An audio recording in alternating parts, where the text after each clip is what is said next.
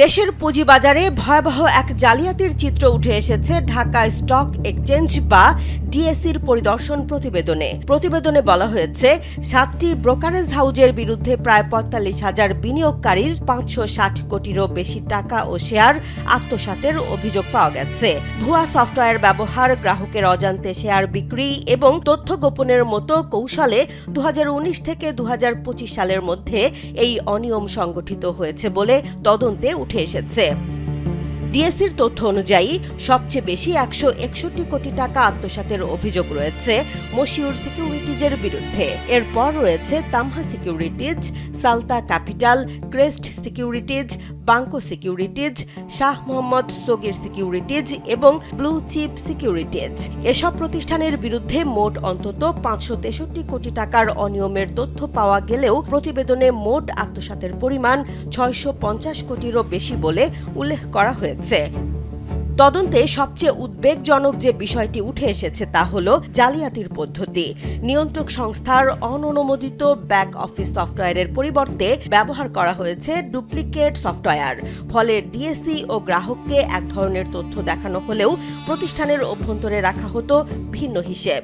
শুধু তাই নয়, গ্রাহকের সিডিবিএল অ্যাকাউন্টে মোবাইল নম্বর পরিবর্তন করে নিজেদের নম্বর যুক্ত করা হতো। ফলে শেয়ার কেনাবেচার এসএমএস পৌঁছাতো প্রতারকদের কাছে, আর বিনিয়োগকারীর অজান্তেই বিক্রি হয়ে যেত তার শেয়ার।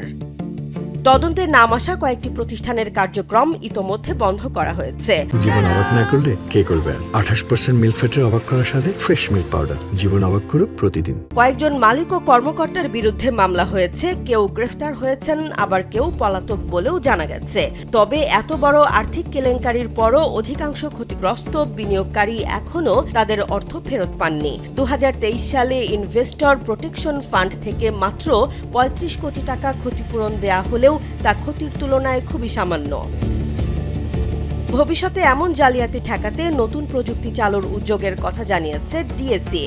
তাদের দাবি, নতুন রিয়েল টাইম মনিটরিং সফটওয়্যার চালু হলে গ্রাহকের হিসেব প্রতিদিন স্বয়ংক্রিয়ভাবে যাচাই করা যাবে এবং কোনো অমিল দেখা দিলে সঙ্গে সঙ্গে সতর্কবার্তা পাওয়া যাবে। তবে ডিএসই বলছে তারা শুধু তদন্ত করে প্রতিবেদন বিএসইসিতে পাঠাতে পারে। সরাসরি শাস্তিমূলক ব্যবস্থা নেওয়ার ক্ষমতা তাদের নেই। বাজার বিশ্লেষকদের মতে, মামলা দীর্ঘমেয়াদী হওয়ায় আত্মসাৎ হওয়া অর্থ উদ্ধারের সম্ভাবনা সীমিত। পাশাপাশি ইনভেস্টর প্রোটেকশন ফান্ডেও পর্যাপ্ত অর্থ নেই। তাই ক্ষতিগ্রস্ত বিনিয়োগকারীদের স্বার্থ রক্ষায় দ্রুত আইনি পদক্ষেপ, জবাবদিহি নিশ্চিত করা এবং প্রযুক্তিগত নিরাপত্তা জোরদার করাই এখন সবচেয়ে বড় চ্যালেঞ্জ। একই সঙ্গে বিনিয়োগকারীদেরও সুনাম ও বিশ্বাসযোগ্য ব্রোকারেজ হাউজ বেছে নেয়ার পরামর্শ দিয়েছেন বিশেষজ্ঞরা। জেসমিন জাহান, কালবেলা।